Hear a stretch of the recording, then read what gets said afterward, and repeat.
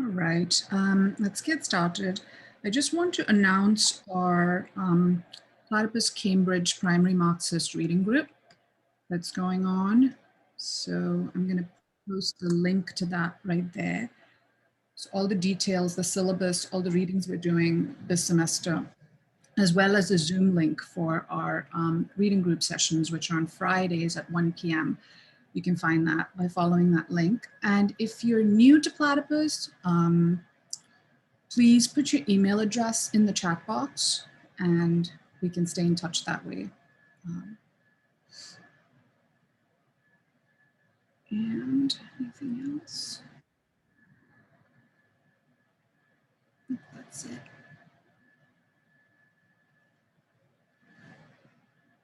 Okay, I think we can get started. Got a nice group here.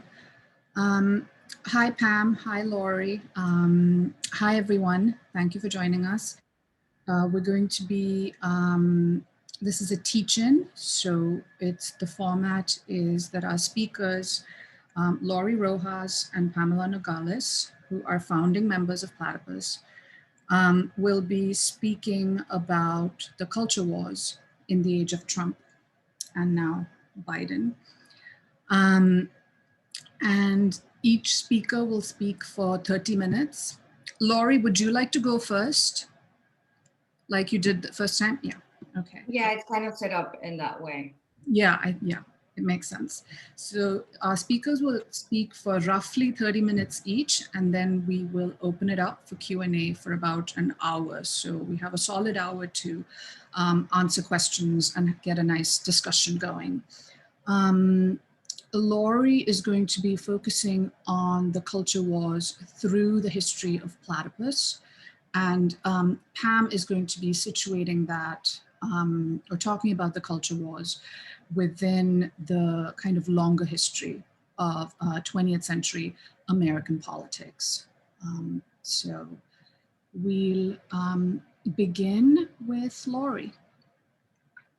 Yeah, so we have a little bit of an introduction just to, like Divya said, Pam and I are founding members of Platypus, and a lot of what Pam and I sort of have started reflecting on in the last year of Trump's presidency, or at least 2020 election year, the need to sort of really revisit in the history of Platypus to introduce Platypus. So today we'll be introducing you guys to Platypus, its origin, its goals, and its philosophy of history. We will be addressing this mostly through basically how the election of Trump in 2016 was and will continue to provide a pivotal educational moment for Platypus. And we've divided the presentation in two parts. First, I will go introducing you to the first decade of Platypus, that is 2006 to 2016. Then I'll get into how Platypus has helped us understand the crisis and disorientation of the left caused by Brexit and Trump, and then adding this focus of the culture turn or PC identity politics. And this is because we consider the shift from the political to the cultural arena, or return to the so-called culture wars with deplatforming, Me Too, Black Lives Matter, cancel culture, to be hallmarks of neoliberalism, and thus sort of part of the product of the crisis of neoliberalism as well. Second part was Pam. You would like to summarize, Pam? Yeah, just like Divya said, so we're situating the present within the long history of defeats of the 20th century, going through the Platypus education on the new left, the cultural turn, and the inheritance of the problems and tasks from the old left. I have tried in my reworking of this presentation for today towards the end to include some comments on the McGovern campaign and Michael Harrington and the Democratic Socialist of America to kind of make a case for the transmission of the old defeats through the new left into the present through the transmission of the DSA. Great. In both cases, we draw from our Platypus experience, that is our reading groups, the public events, and articles in the Platypus Review. All of this material is available on our website on platypus1917.org and several other places like our blossoming YouTube channel, Platypus Affiliated Society, on YouTube. So And Divya, I don't know. Oh, and of course, a lot of it is, which I do mention in the presentation, the podcast. But Divya, I don't know who's recording, but just want to make sure that we have the presenter view, because it's kind of easier, better than when we upload the video. I did do have it the in. review just now. Yeah. Okay, cool. So I'll start with the first decade of Platypus. Give me a moment to just set this up. Okay. So the first decade of Platypus, Platypus was founded at the height of the anti-war movement in 2006. And that is when Pam and I were in art school in Chicago. We both had been part of the Latin American Student Organization, otherwise known as LASO. I think it still exists under that name in several campuses around the States.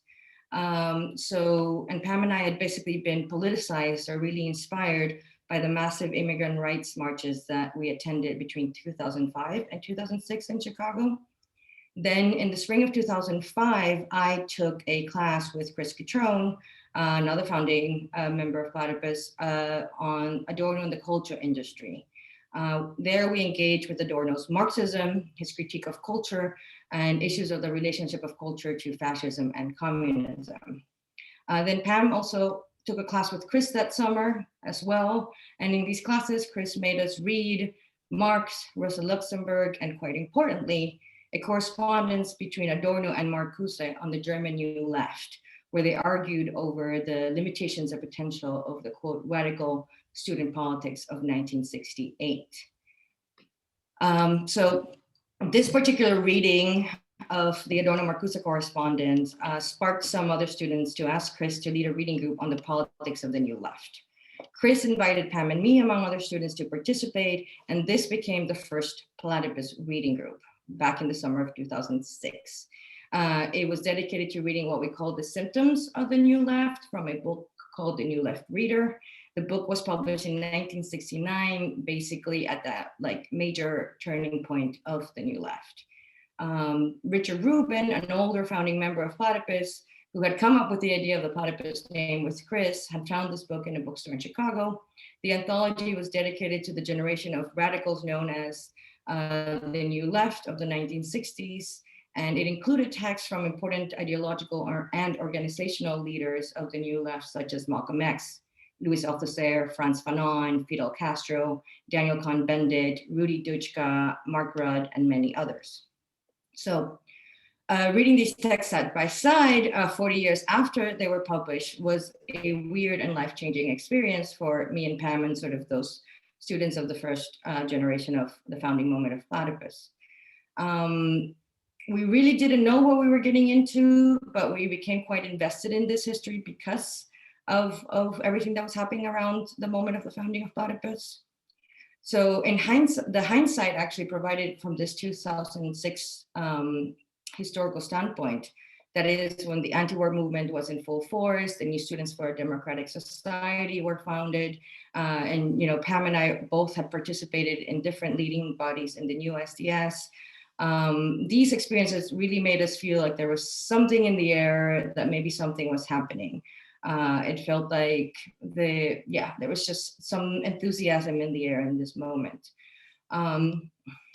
Then armed with a banner that said, "The left is dead, long live the left," we came out guns blazing with heroic confidence.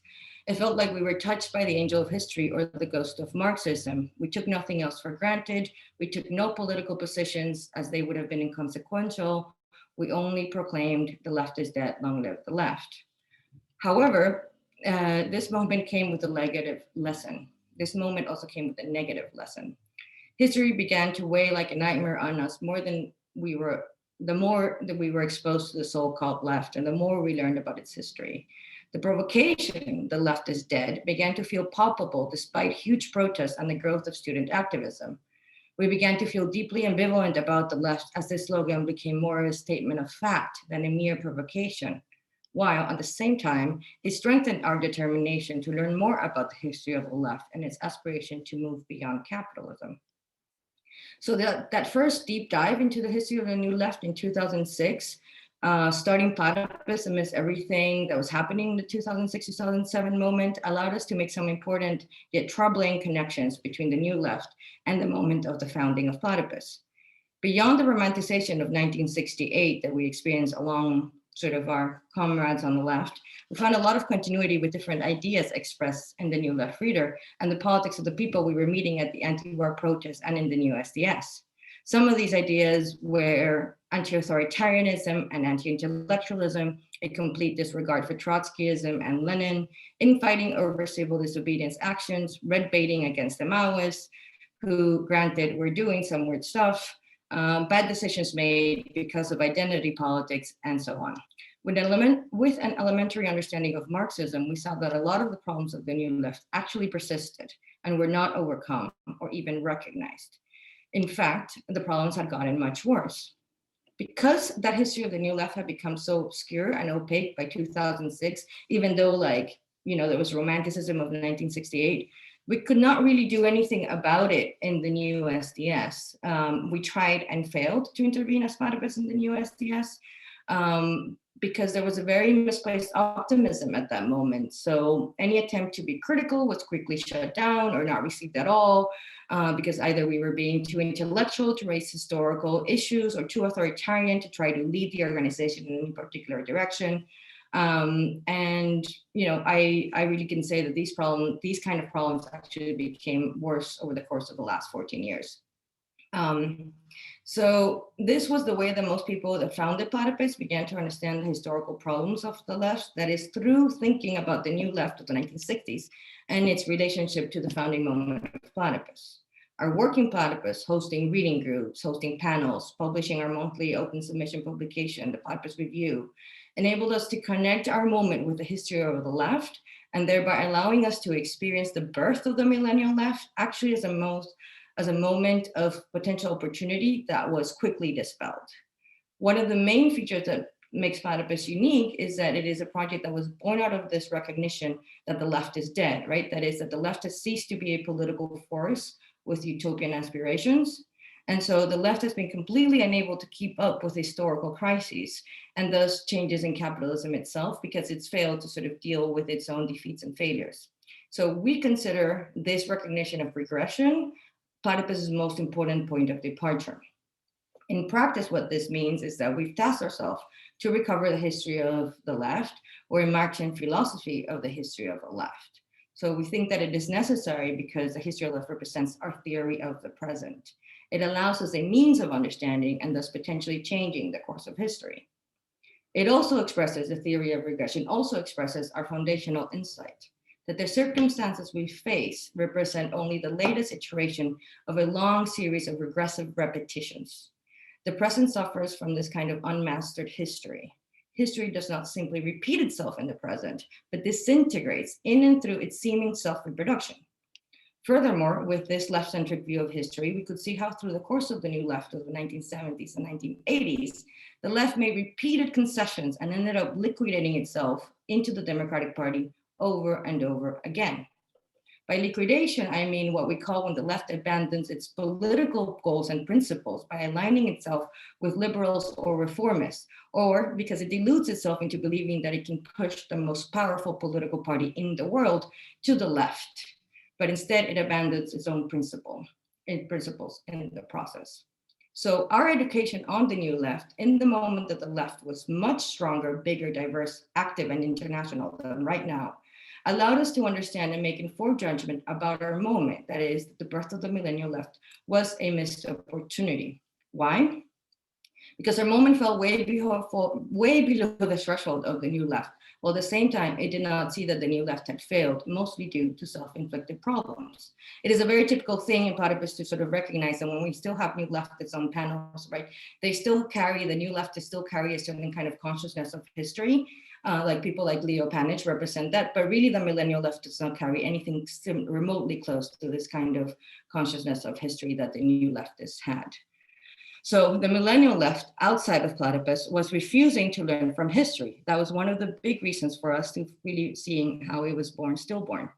As the old saying goes, those who don't take history seriously are bound to repeat the mistakes of the past. The old Marxist adage that history repeats itself first time as strategy, second time as farce, is truly haunting.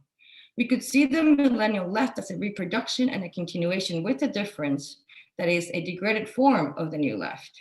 When we began to read history against the grain, or we were able to use history to throw a critical light on the present, we could see the same problems repeating themselves in the millennial left, particularly through the experience of the new SCS. And they were heading down the same route of liquidating into the Democratic Party, this time via Obama. So Pam will get into this a bit further, but in the 60s, the civil rights movement in particular was used by the Democratic Party as a realignment strategy to secure the quote unquote Black vote. This was repeated during Obama's campaign in 2008, but no one except Platypus saw it coming.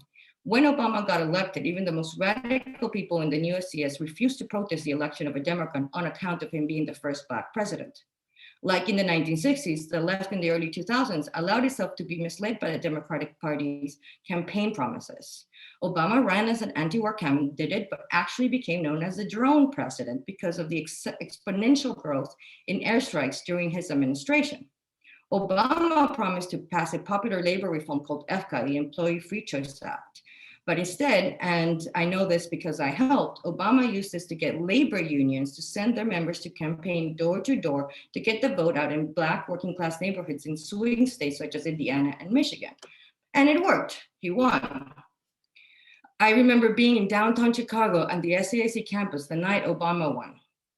Almost everybody on the left and on the streets was crying with joy. It was a euphoric moment that I could not really participate in. However, it's sort of extremely memorable how downtown Chicago felt that night. I don't think I've ever experienced quite something like it. In exchange, Obama, of this whole victorious moment, Obama forced all the unions to negotiate with him through one unified body, completely squashing any potential left-wing pressure within the unions. And then EFCA was thrown away within his first 100 days. EFCA also included special clauses that would have protected illegal immigrants from being deported, one of the big reasons for my support of it and my disappointment with Obama. Obama was eventually also nicknamed a deporter-in-chief. So in Platypus, we teach the history of the left negatively in terms of what the left has forgotten. We call this teaching a sensibility towards history. And this sensibility, alongside the recognition of ever deepening historical regression through the course of the 20th century, comes from Marxism as the imminent critique of the left. The history of Marxism, including its failure, serves as a guide to thinking. We teach against the grain of its reception, especially by the new left, by posing Lenin against so-called Leninism, Marx against so-called Marxism, etc. So we teach with a different spirit than the rest of the left, even though our readings are very much selected from the same leftist canon.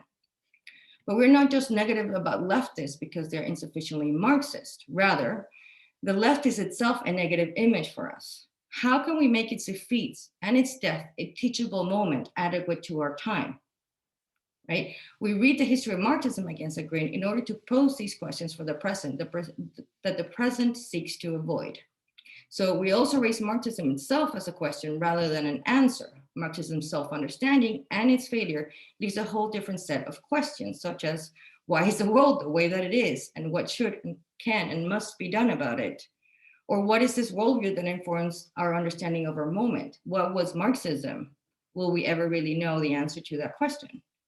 A Platypus education has taught us that the death of the left was self-inflicted, that the liquidation of the left and the abandonment of the left's political goals, such as international socialist revolution, has a long, deep history. It is not limited to the US either. The left in the UK, which had liquidated itself into the Labour Party long before Jeremy Corbyn and Tony Blair, shares this history.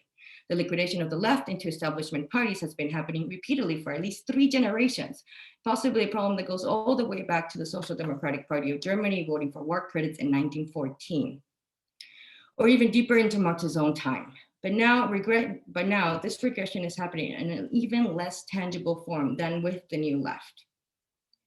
And this is kind of where Platypus in particular has taxed itself, because we are sort of standing as a millennial left or want to be a sort of a historically conscious component of the millennial left.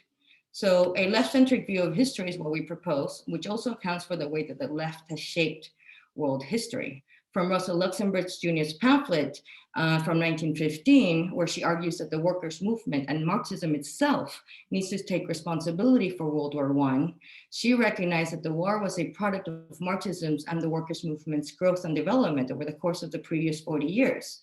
So Luxemburg is willing to say in 1915 that maybe the last 40 years of Marxism, had led up to World War I, and maybe even those, since Marx's time, is now in jeopardy as a result of not being able to recognize the world historic role that the SPD and Marxism had had. So this crisis of 1914 threatened to consume all of the entirety of the SPD.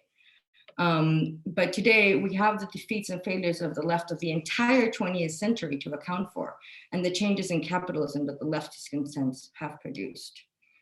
Okay, I have about 10 minutes left. Does that seem okay, Divya? And okay, so Yeah.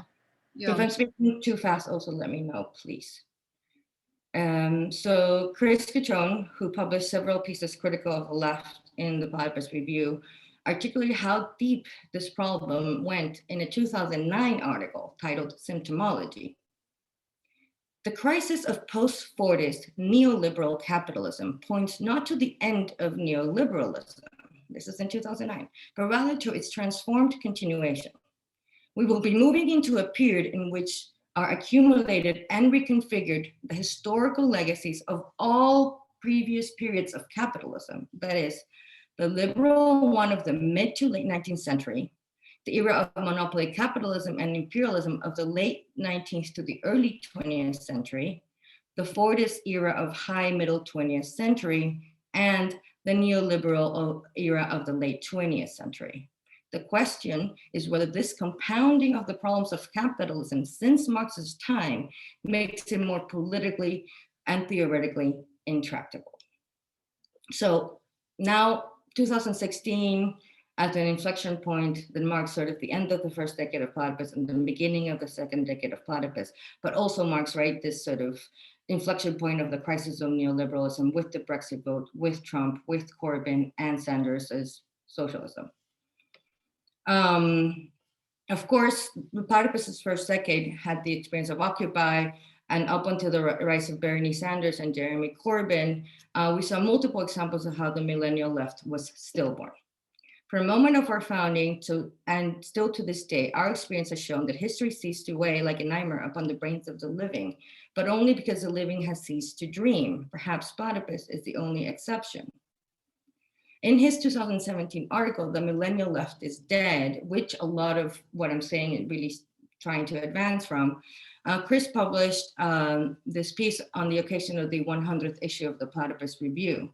Chris Cutrone charted the death of the millennial left from its origins in 2006, that is the anti-war movement and the refounding of the new SDS and the founding of Platypus, to the rise of Sanders in the 2016 election and the 2017 Democratic Socialists of America, DSA's convention in the aftermath of the election. So this includes Corbynism and momentum as a parallel development to Sanderism and the DSA in the United States. But this points back to before the 2016 phenomena, meaning of the crisis of neoliberalism, namely to all the ways in which the left collapsed in the face of the economic crisis of 2008. All the ways, right, that the left collapsed under and liquidated itself under Obama already. So as Chris Cutrone puts it, the millennial left has been subject to the triple knockout of Obama, Sanders, and Trump. This is reflective of the experiences that we've had in the first decade of Platypus between 2006 and 2016. Platypus' first decade focused on the left, and now in its second decade, we have turned our attention to socialism.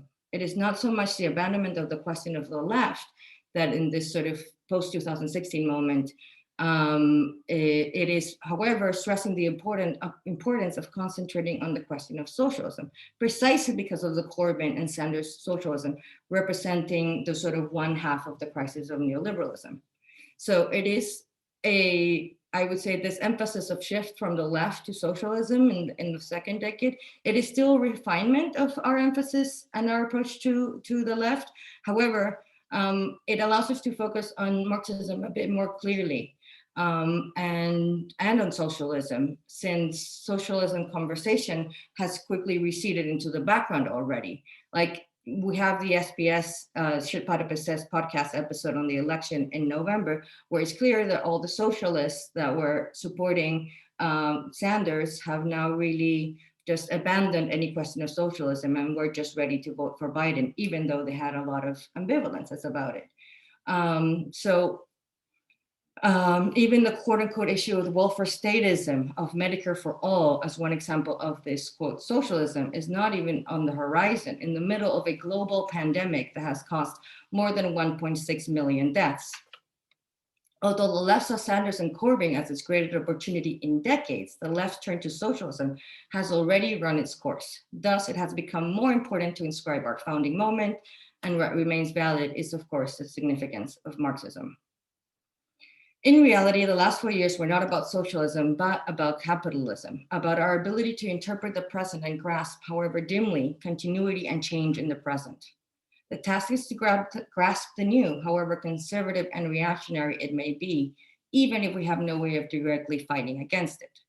We saw that in the absence of a viable socialist politics, numerous social movements with radical potential were channeled into identity-based and interest-based political constituencies that have been integrated democratically as objects of the state, primarily in the US, through the Democratic Party, which is claimed to represent the Black community, the gay vote, Latino interest, etc. Meanwhile, the opposing side of the culture wars, the Republican Party, appears to have tapped the discontents of many suburban and rural working class whites. All such identitarian appeals, despite their apparent liberalism, remain deeply authoritarian and an index of the left's failures. So one important lesson we drew in Platypus before Obama's presidency came our reflections on the 40th anniversary of 1968. Platypus founder and SDS leader Ben Blomberg cited the new leftist Daniel Cohn-Bendit in his review of our forum May 68 anniversary issue in the Platypus Review. Cohn-Bendit was notoriously known as Danny LaRouche during the student protests of the late 1960s and has since become a co-president of the Greens in the EU Parliament. Reflecting on 1968, Cohn-Bendit said in 2008 that, quote, "We succeeded culturally, we succeeded socially, and we lost politically. I always say, thank God." So what does it mean to say that we won culturally and socially, but not politically? This means that, of course, they won nothing at all, and yet they called it a victory. This is evocative of the cultural turn, which at least since the 1960s represents a depoliticization and abandonment of the political task of the left.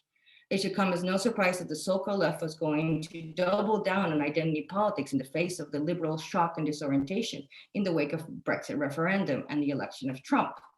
With feminism and other forms of identity politics, such as Me Too, we see the consequences of the failure of the left. If we go back to the New Left, the 1960s women's movement crystallized the process by which feminism became an ideology of the quote left wing of liberal individualism. The cultural turn and identity politics more generally represents an adaptation to these lowered horizons of potential social transformation and reinforces those lowered horizons by focusing on the individual's transformation as opposed to the transformation of society as a whole. This lowering of horizon continues today in the feminism of Me Too, which demands the state, and by extension, the legal and police forces that represent the rule of capital, to protect women from sexual advances and persecute and criminalize individuals for bad sexual experiences. As Jasmine Nair once put it, quote, "Liberal feminism is, by and large, also a carceral feminism, wedded to the idea that the only way to protect and preserve the rights of women is to turn to the prison industrial complex as the final enforcer of gender justice." What could the carceral feminism of Me Too amount to? Justice?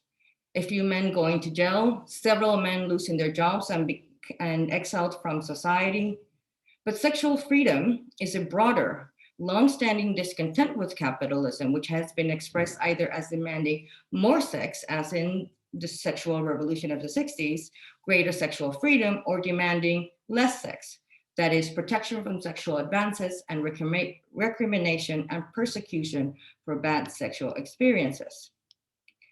Marxism once tried to understand these countervailing discontents as two sides of the same process. A revolutionary society which yields new forms of freedom and new possibilities for women. In the 1960s, we might think of, for example, the advent of advanced forms of contraception and birth control, emancipating sex from this pure biological role in reproduction. And yet, the constant crisis and disintegration of these new possibilities and potentials. For instance, the same advanced forms of contraception could go on to become important austerity measures in neoliberalism. In the modern era, sexuality and gender roles, sorry, I actually have dry mouth. 2 minutes, Laurie, if you wanted. Yeah, I'm in the last page, thank you. In the modern era, sexuality and gender roles have taken a variety of forms, but all have nonetheless remained problematic and ultimately constraining social possibilities for developing greater human potential. The forms of possibility and discontent that have come out of each crisis in capitalism have helped shape the next stage of capitalism without resolving or advancing the core problems conditioning these possibilities and discontents. Me Too will not change any of the underlying conditions, but simply set the stage for a post-neoliberal capitalism. What Marxism could provide a viable emancipatory politics is an imminent dialectical critique of the various efforts to overcome the discontents expressed in the various forms of what was called the women's question. Unfortunately, Me Too falls far below the threshold of a worthy object of critique. Me Too was nothing or is nothing but the Democratic Party doubling down on its decades-long strategy to win elections by capturing minority votes through identitarian appeals. Cancellations, deplatforming, and cancel culture more broadly can be understood as a conservative and desperate response to the crisis of neoliberalism under Trump. Cancel culture is a Democratic Party tactic used in the racialized and gendered democratic management of discontents with capitalism. It expressed a liberal frustration with the election of Trump, specifically the defeat of Hillary Clinton, who was supposed to be, of course, Obama 2.0, with the selling point that the first Black president in history would be followed by the first female president in history. In fact, on the eve of the 2016 election, when Hillary lost, some in Platypus felt a sense of relief. Maybe, finally, this farcical repetition of the left's liquidation through cultural and identity politics was over. Some thought that if Clinton was unsuccessful, there would be a political realignment of the Republican and Democratic parties, and thus perhaps some room for the left. But the Democrats have not learned that it did not work with Hillary representing Obama's third term, but have proceeded to do the same with Biden. However, they did win. Biden has won. And now that Biden is in the White House, we must ask, are the culture wars over? Have the Democrats won that war? Has the Democratic Party succeeded in using cultural sensibilities channeled through cancel culture, for example, or deplatforming as a means to manage the discontents with neoliberalism? In a sense, yes, the culture wars have become completely institutionalized within neoliberal capitalism, and this is clearly demonstrated by Biden's victory. And I'll leave it there. Thank you, Laurie. And Pam, if you wanted to start your talk. Yeah, so I want to reiterate something that Laurie said as a kind of framing for my part of this teaching, which is that the present suffers from an unmastered history. So what is this unmastered history that Platypus is talking about? And I'll get there in my talk, but I just wanted to underline this as a way that we think about giving the present a history through the history of defeat.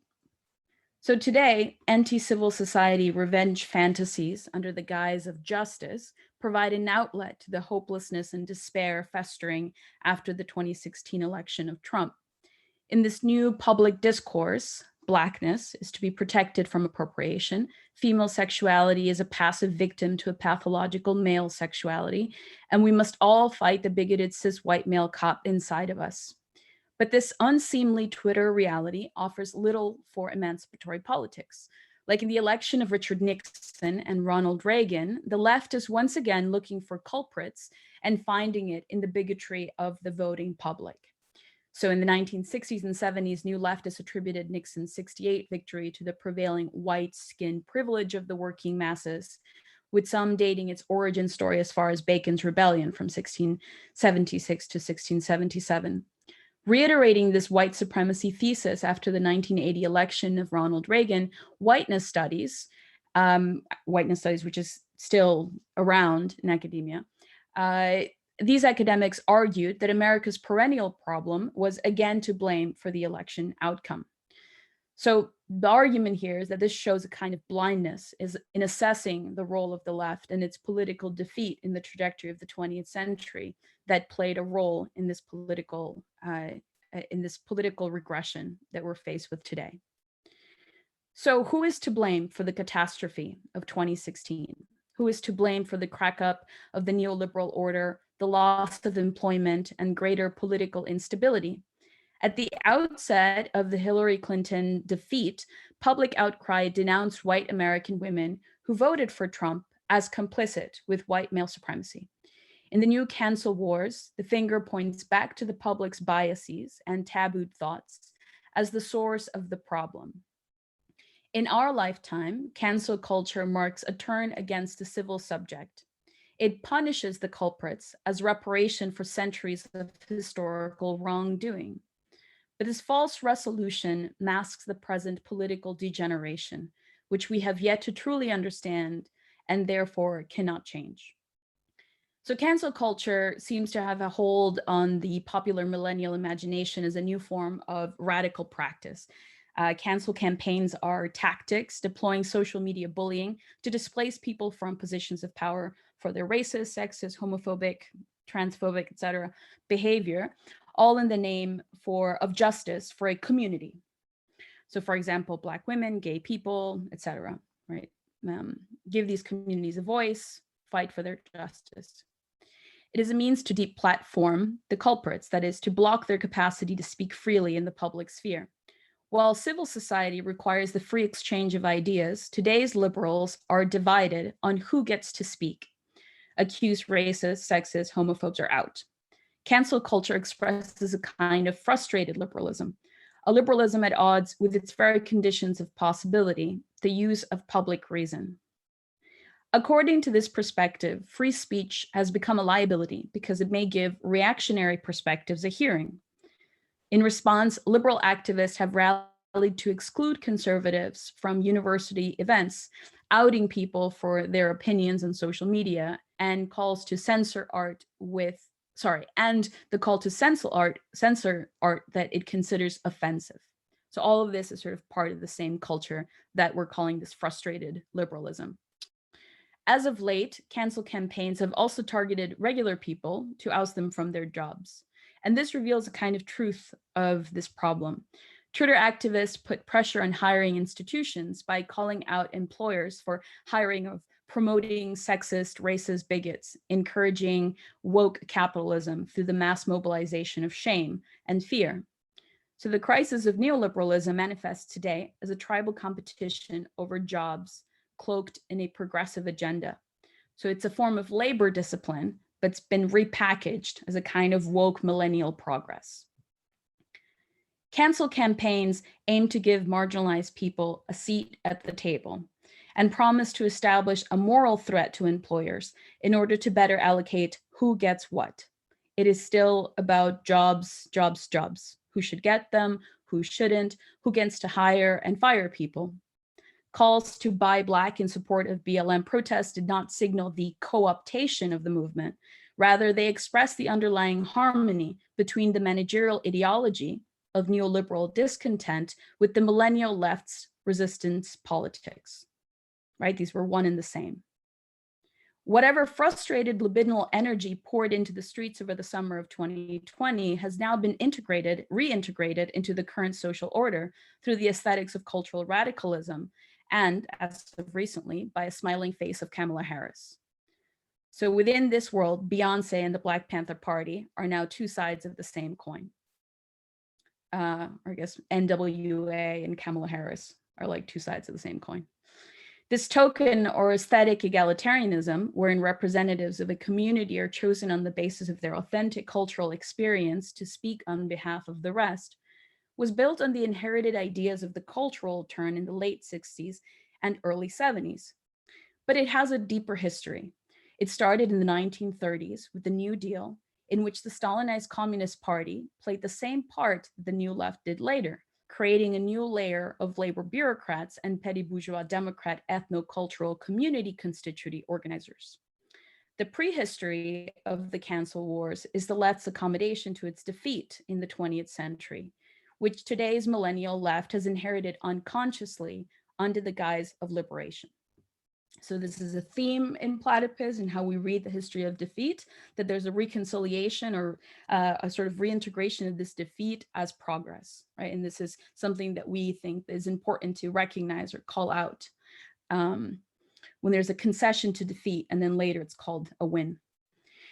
In the 1960s and in the early 70s, the New Left popularized the notion of politics as an expression of authentic personal experience. As Adolf Reed Jr. has written, this idea derives from the faulty premise that membership in a group or a community gives access to a shared perspective and an intuitive understanding of the group's collective interests. Today, this logic has been further internalized. Allies are encouraged to fight oppressive cultural influences within themselves, giving a new meaning to the personal is political. According to the new woke normal, our opinions, tastes, and even the choice of romantic partners shows how we have been indoctrinated, molded, constructed by colonialist, imperialist, racist, sexist forces. The enemy is within us.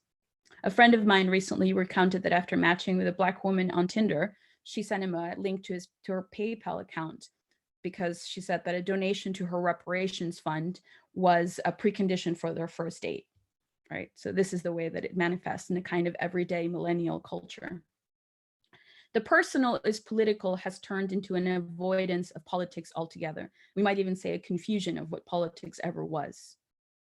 In the last half century that has passed between 68 and today, the New Left's oppositional politics of cultural authenticity have become the model for a neoliberal social management.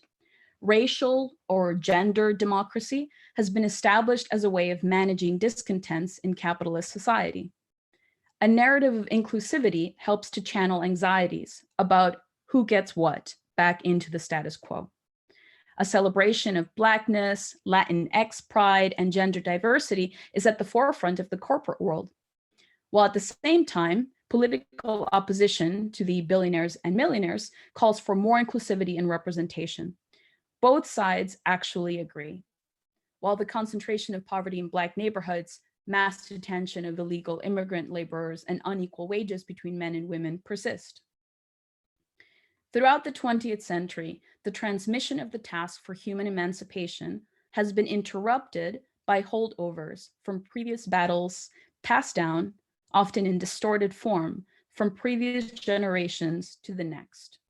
After each defeat, generations inherited the mission under a new, politically impoverished condition. Old problems accumulate and our understanding suffers as a result of political defeat. The same can be said for the New Left, who inherited the task of socialism after the distortions of the Stalinist left and the liquidation of Marxism. Michael Harrington and the Democratic Socialist of America are a key part of the transmission of this defeat. I will discuss this at the end of my teaching, and it's something that I've sort of added to the original teaching. But it's, again, in this thesis of how the present suffers from a lack of mastery of the past. So the New Left in the United States in the 60s and 70s included the Students for a Democratic Society, Maoists, the New Communist Movement, Second Wave Feminists, and Black Panther Party, among others. In this period, anti-colonial movements that grew in Africa and Asia amidst the declining French and British colonial empires had a profound impact on Black resistance in the United States. What resurfaced in this time was the Black Belt thesis from the 1930s Stalinist left in America, led by the Communist Party.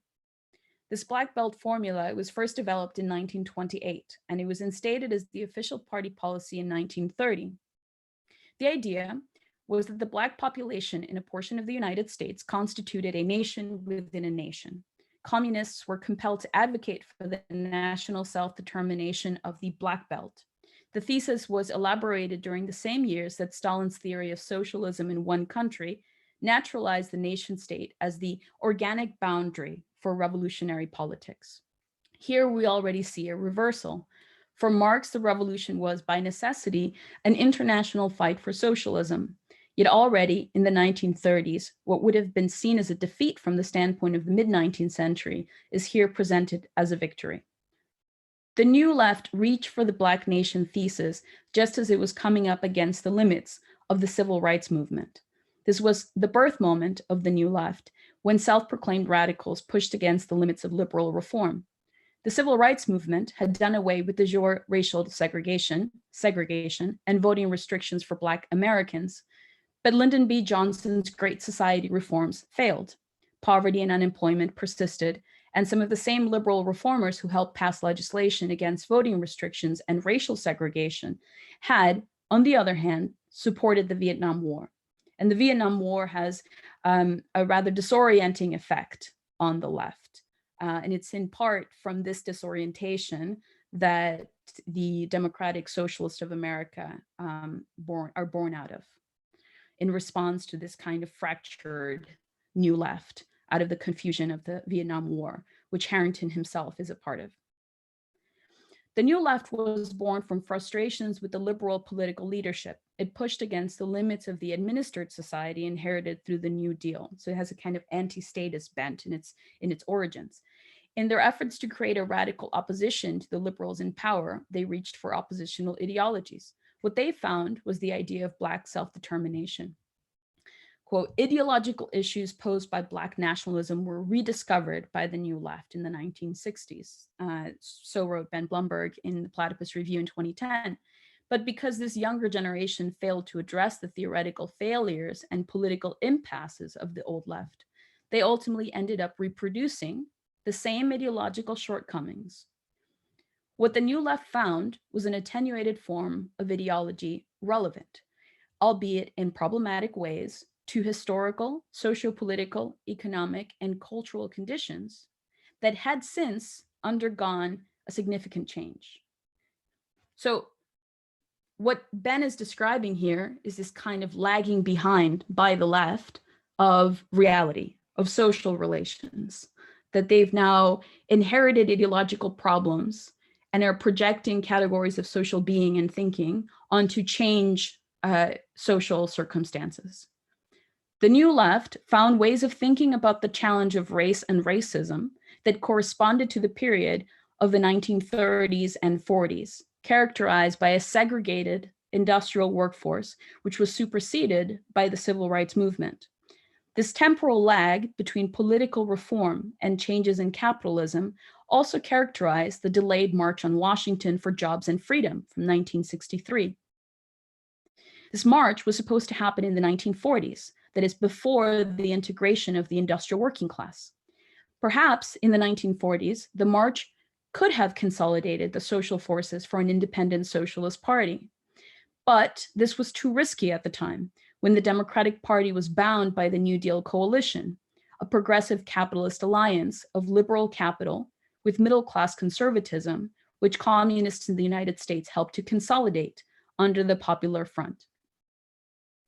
So the transformation of the Democratic Party, right, in the 1930s and 40s is a history that the communist left and that the left has a role to play in, right? The transformation of the party. The concession of the Roosevelt Democrats secured the success of the Congress of Industrial Organizations, the CIO, the mass union organization of the American working class. But it also granted political leadership to the Democratic Party, who oversaw the mass integration of the American workforce, as well as their mobilization for the war against fascism, and later the Viet Cong.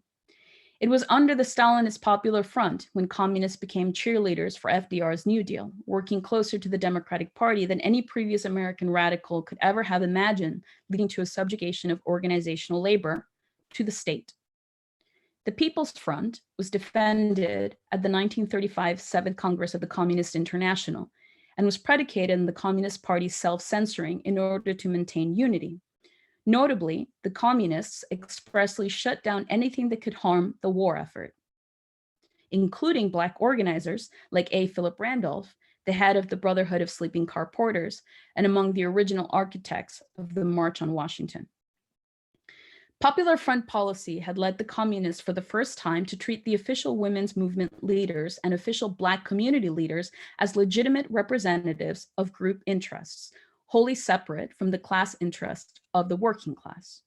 Through this disarticulation, they began to elaborate class, gender, and race as a kind of trinity. Labor, one interest group among the many, was represented then by the Communist Party affiliated unions allied with the Democrats, right? This, we should just point out, if you've been part of the reading group in Platypus, is not what Marx meant in terms of the proletariat, right? And the kind of historic conflict of socialism and the dictatorship of the proletariat. It wasn't the interests of a group, right? It wasn't the politics that expressed the interest of a group. And yet this is what it became under the Popular Front. Under the Popular Front, communists turned socialism into the social management of labor discontents through union representatives for whom they fought to get a seat at the table, that is a hearing from the state, right? The prince's ear. But the goal of socialism, namely the task of political leadership of an independent working class that is striving towards the abolition of class society, this goal receded into the background. American Stalinism in this era is thus a capitulation to liberalism, a liberal conception of interest-driven politics.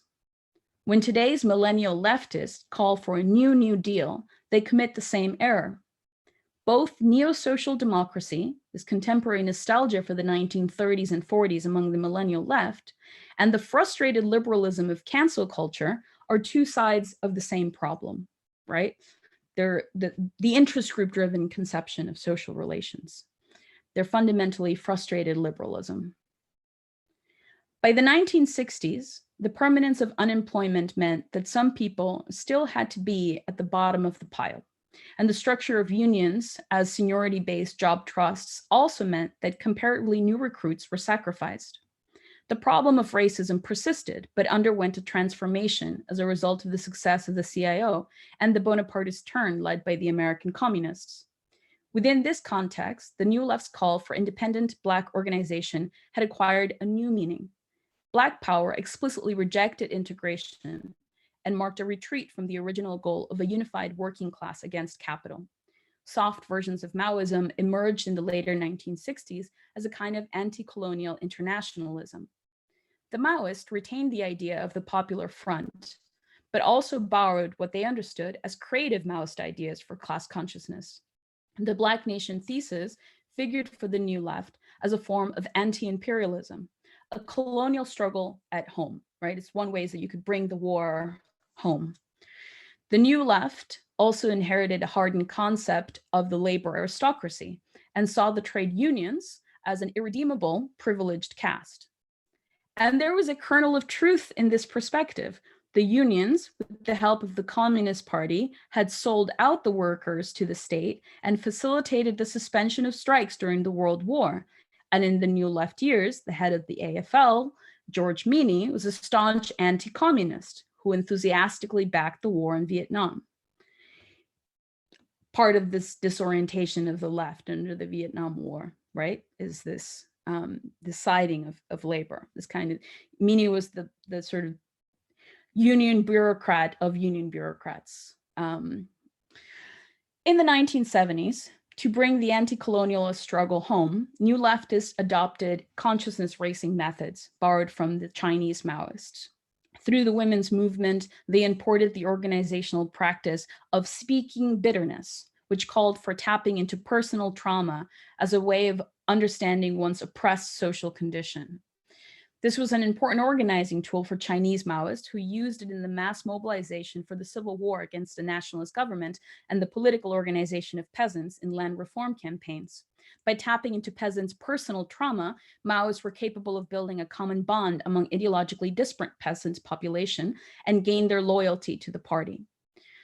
Chinese Maoist, so I mean, it's a form of kind of emotional manipulation if you think about it, which is done, by the way, still in certain unions in America. Chinese Maoists encouraged peasants to confess their worst experiences and presented the party as the tool for retribution, revenge, as the only means available to avenge themselves of the great injustices that they had experienced throughout their lifetime. However, when the New Left in the 1960s took this up, they did so without a mass party. This may help to explain why today this revenge fantasy has been even further internalized as a kind of self-castigating consciousness, an ever-present, consuming, and paralyzing guilt among a new generation of activists. I mean, I've experienced this a lot with like younger activists who really feel like it's their fault. You know, the world is bad, it's their fault. The unresolved problems of the 1930s old left and the 1960s, 70s new left have found a new expression in the Democratic Socialist of America. So this part of the presentation, I'm going to do a bit more off the cuff, but I've had some notes. So the forerunner for DSA is the Democratic Socialist Organizing Committee, DSOC, which is founded by Michael Harrington. And one of its missions is to pull back together what the Vietnam War pulled apart, right? So the kind of confusion that had torn asunder the left, it tried to unite these different parts of the left as well as progressive constituencies that were against the war. Harrington gained influence in left liberal circles, writing for Dissent magazine and becoming the chairman of the League for Industrial Democracy, out of which came the Students for a Democratic Society. He befriended Bayard Rustin in the mid-1950s, and he forged an alliance between the older civil rights activists and Max Shachtman's milieu. Together, these three men, Shachtman, Rustin, and Harrington, worked to build a broad consensus in the American left around realignment, a realignment strategy in the Democratic Party. So before we talk specifically about this realignment strategy, I just want to plug that I think Ed Remus is going to be leading some lectures on the history of the Democratic Party. But just to give a kind of thumbnail sketch of how this is significant in terms of the strategy where the Democratic Party was at by the 1950s and 60s. So we've talked about this New Deal coalition in the 1930s and 40s with the Popular Front. Before this New Deal coalition, the Democratic Party is it's a largely regional sort of political party.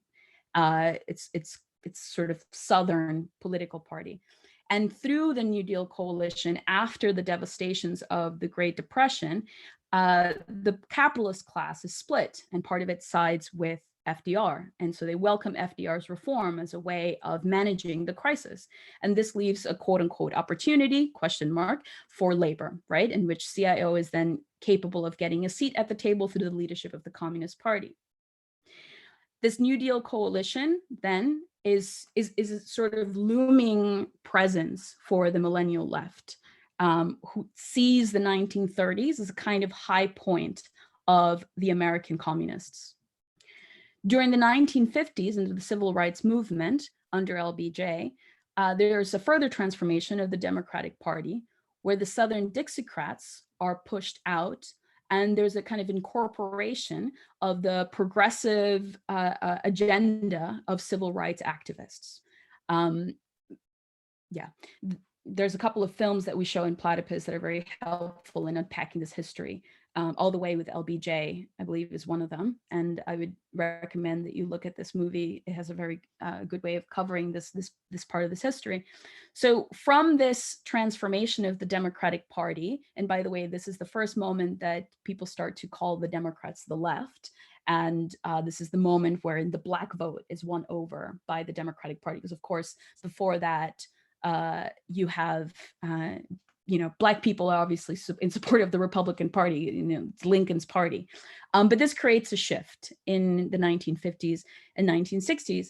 The New Left, however, rejects the Great Society programs of LBJ. It critiques the dependence of labor and of people to the state.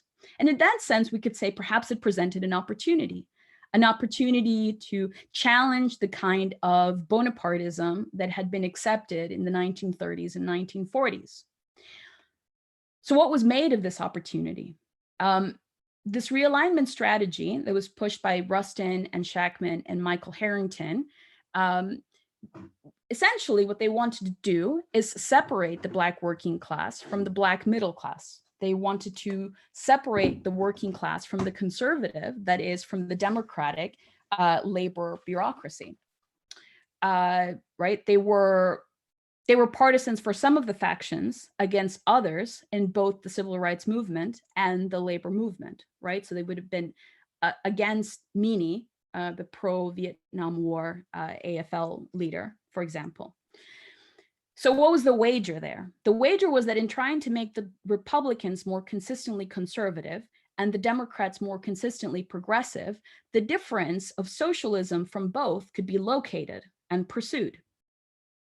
Harrington's vision, as he often spoke of, was in terms of intensifying the contradictions between the Democratic Party's base and its investors by backing left candidates within the party. So this new politics turn that marks the '68 McGovern campaign was one way in which to achieve this. This is a campaign that Harrington full-heartedly supported. It's an attempt to democratize the Democratic Party. One of the ways in which he did that was through the McGovern-Fraser Commission, which instituted affirmative action in the delegate selection, required that delegates be picked in the year of the election, eliminated prohibitive delegate fees, and put into place a new set of rules for delegate selection. So the win here, right, that people talk about, the shift is this introduction of quotas for Black women and youth delegates who would then represent these social movements. These new politics activists sought to remake the party in the name of participatory democracy, or as they put it, cure the ills of democracy with more democracy. This resulted in the displacement of the party machinery, which included the unions as part of the machinery, which again, I know that I'm beating a dead horse, but I want to remind you, right, the unions, which includes people that were for the Vietnam War. In doing so, the McGovern reform of the Democrats, however, paved the way to neoliberalism. So see, for example, the Clintons, who sealed the triumph of neoliberalism in the 1990s rather, and began as McGovernites in 1972.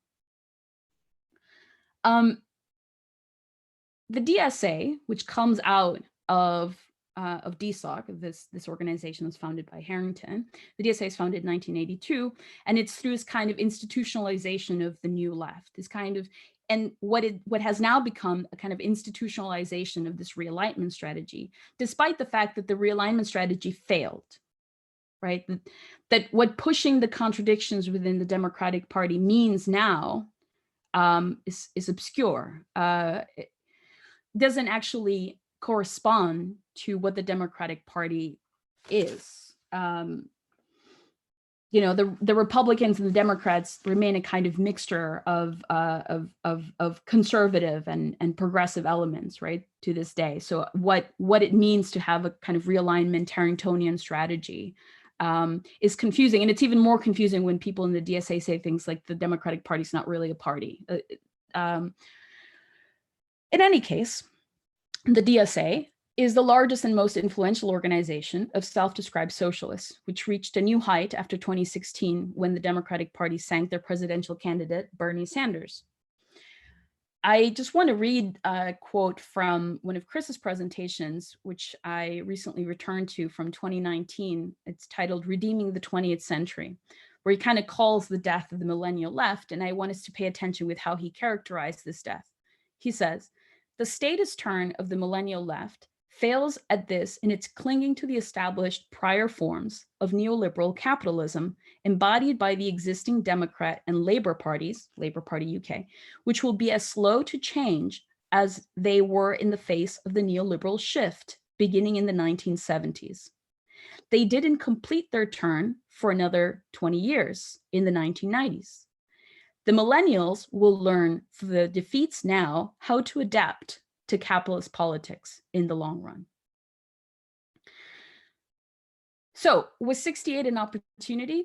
Perhaps, right? This is kind of where Platypus started to think about the new left. Was it an opportunity? Perhaps. But this was followed by this reconciliation with the state, in which Shachtman, Baird Rustin, and Harrington are all key in this post-new left reconciliation.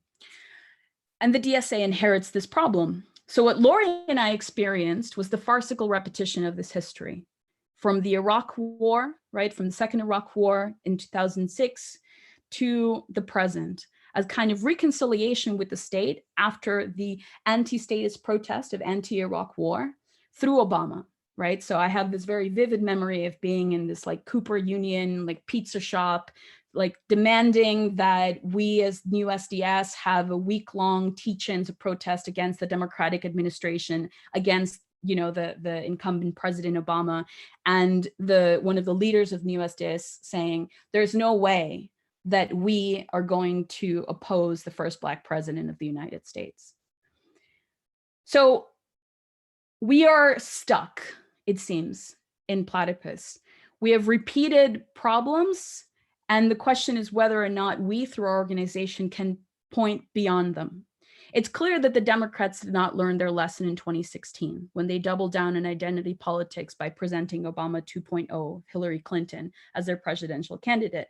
And now again in 2020, Joe Biden has won campaigning as Obama's vice president. But when leftists today tell after the Democrats as they circle the drain, they lag behind new opportunities. They squander the potential to think the world anew.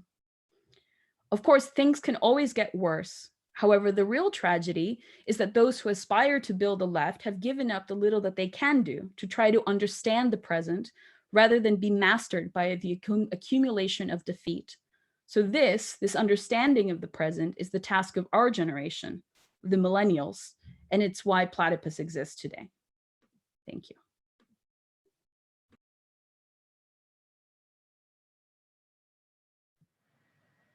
Thank you, Pam. Let's open it up for questions. And if you want to ask a question, please raise your hand, or you can type the question into the chat box, and I will read them loud. Let me switch to... I don't know if we have the raise hand function in this. You don't have it here? I think I'm not seeing it. I don't know if anyone else is. Maybe it's based on the type of account that you have. Oh, it's there? Yeah, I just saw Ryan lifted, but I don't know where it is. Reactions, yeah. Reactions participants, and then if you click on the participants, I think you can raise hand. Oh, maybe. Okay, maybe it's because I'm okay. It's under reactions too, actually. I have, but that might be because I have a pro account, but no, there's multiple reactions as well. Let's see. I know that was a lot, and maybe while people gather their thoughts and potential questions, I will add something sort of the big arc here. There are questions though. I just worry that like we've talked a lot, so maybe we should get some questions. Well, I just had a kind of question tying into trying to link both Laurie and Pam's presentations, which actually do speak to each other really nicely. And I also wanted to point ahead to the now. What political opportunity does our present present? And, Laurie began, through the history of Platypus, but with the New Left reader invoking 1968. And I think 1968 came up in Pam's talk as well, towards the end, especially with the DSA and the realignment strategy. And then the millennial moment. So you have the New Left moment, you have the millennial moment, and Pam and Laurie, I think you both express, I think Laurie expressed it more straightforwardly, expressed this sense of the opportunity of that millennial moment that was squandered. Yeah.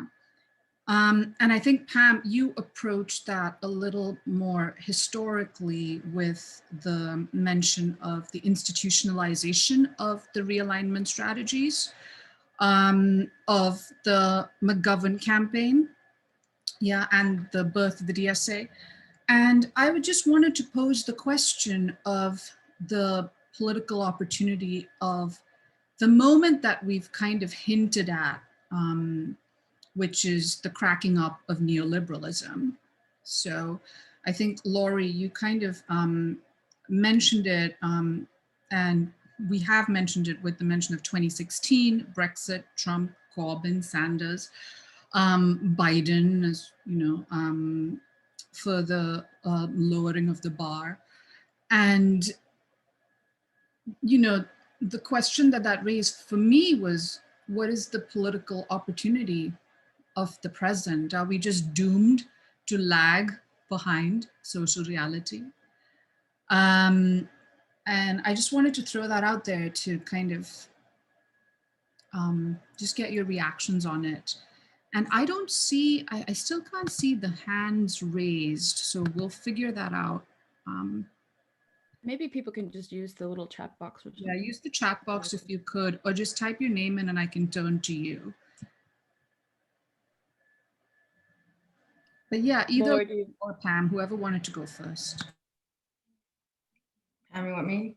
Or I don't know if we have an opportunity in the present. As you know, leading up to this teaching, we started with the idea of presenting in December, and a few things have happened in 2021 already that sort of really raised the question of the death of the millennial left. When I look back at this teaching now, I'm thinking about, like, is the title still like the culture wars in the age of Trump? I think in preparing for this teaching, Pam and I saw the need to revisit the history of Platypus itself and revisit our own history as millennials, and particularly representing Platypus as a millennial organization. But I think it's going to be harder under Biden now to see what opportunity emerges. That's like, I have to think about that a bit more. Maybe Pam, you have a different take on that. I'm sorry. I know, I guess my point was to say, like, what Pam and I have actually laid out is how the history of the new left actually repeated itself in the millennial left in degraded form. But in the crisis of neoliberalism that we experienced in 2016, the response was to double down on basically on identity politics, for example, of different types, as a sort of Democratic Party tactic to get reelected. And what we have really is the kind of the foundations that the new left laid for a certain kind of discontent that shaped, particularly around race and gender, that shaped neoliberalism, right? And that the crisis of neoliberalism that we're experiencing now has expressed itself in the doubling down. And so of these ideas. So it actually shows an exhaustion of quote unquote left-wing ideas in neoliberalism, right? And the ability to sort of bring up or create anything that might be new, a new movement that is, or new ideas. That I feel like is a completely missed opportunity rather than opening up new opportunities now. I ended my presentation with like the task of Platypus, and I know that maybe it sounded like a bit like gimmicky or something, but I do mean it. That meaning the only organization on the left that has a sense of historical consciousness and a kind of recognition of the profound defeat that Laurie's talking about is Platypus. So we've attempted, through giving the millennial left a history, to provide some historical consciousness of the defeats that still plague us, which I would say would be the first step towards trying to formulate a political response, right? And so while Platypus itself is not the Socialist Party, or nor does it want to become a socialist party, it has become our task to recognize the obstacles in the present towards reconstituting such a force. And we're trying not to just repeat the same platitudes. right? The left failed because it wasn't workerist enough or didn't support labor enough. The left failed because the right was too strong, too powerful. We're trying to give a sense of the agency of the left throughout the 20th century, provide clarity in terms of historical consciousness. So the opportunity is the organization that we're part of. I'm not sure that without Platypus, I would be interested in the left, because as far as the left is concerned in the present, you know, and maybe I'm a bit more hardened here than others in Platypus are, but it seems fairly clear to me that it has become a new form of the right. And when we, you know, the reason why we were so incensed to start this teaching was that clearly cancel culture and the taboo on offensive art and the taboo on speech and all these kinds of things just meant a complete disintegration of even a kind of liberal tradition. And the fact that you needed Marxists to say civil society ought to be defended, you know, really shows a kind of crisis. But so historical consciousness, recognition, right? Like in psychoanalysis, one has to recognize the obstacles to change. Perhaps that's the opportunity. Yeah, I was thinking about the psychoanalytic model too, so as to not be mastered by this defeat, right? That's why we maintain the historical memory of the possibility of socialism that doesn't exist today, but in maintaining that memory, is the only hope to kind of stave off this. But the key thing, though,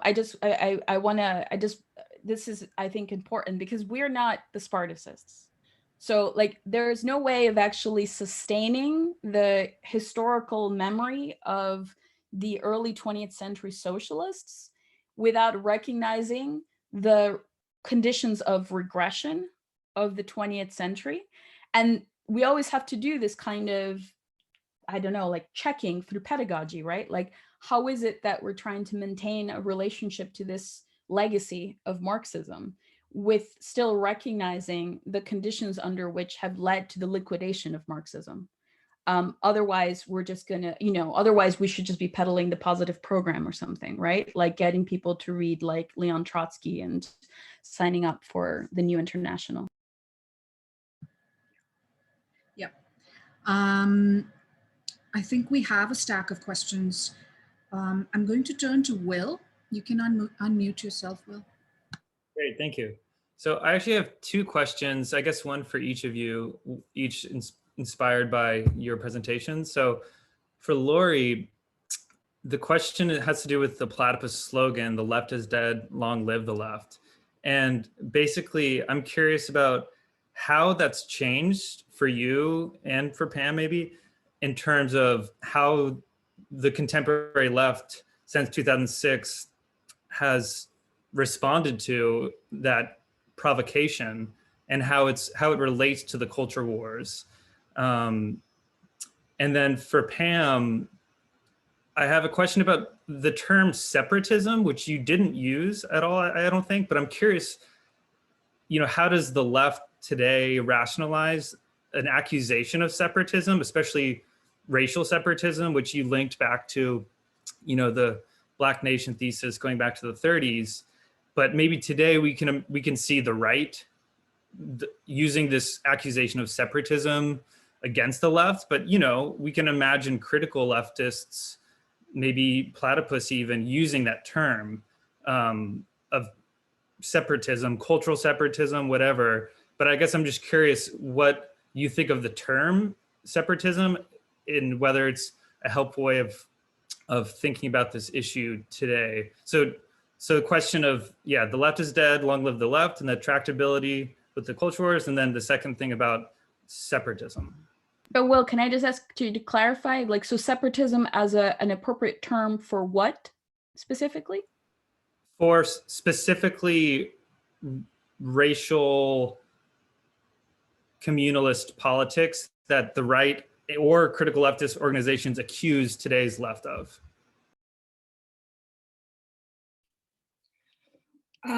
Okay. I did talk about it a little bit at the beginning, that the slogan "Left is dead, long live the left," right? We had this kind of almost Dada-esque presence in the anti-war movement with the big banner, and the idea there, or when we have it at our events and our talks or at tabling, when such a thing ever returns, if you can table at the beginning of the school year, right? It was to provoke the question then, what is the left? Like that was one of the responses that we wanted to get. And very early on, you know, Richard Rubin, I believe, in the Platypus synthesis, raised the problem that Platypus might grow and have an influence in which the idea that the left is dead would be easier to swallow, but that might actually be a problem for us. And indeed, it has been the case that as we have like changes, right? We had Occupy, we had sort of the Bernie Sanders and the DSA moment. The left has sort of treated Platypus either as like really right wing, for example, or really left wing. So under Obama, typically under a Democratic president, Platypus is read as sort of more extreme, like left wing, ultra left phenomena. But under applying the sort of same approach to the history of the left, and sort of same historical consciousness to the Trump moment, to the Trump presidency, of course, we were seen as right wing and potentially even supporters of Trump. And now I feel like it's with regards to the culture wars, it really was that informed the sort of the left is dead, long live the left, the experience of the transition from Obama to Trump, which yes, like Obama was president just 5 years ago, right? Actually, wasn't that long ago. I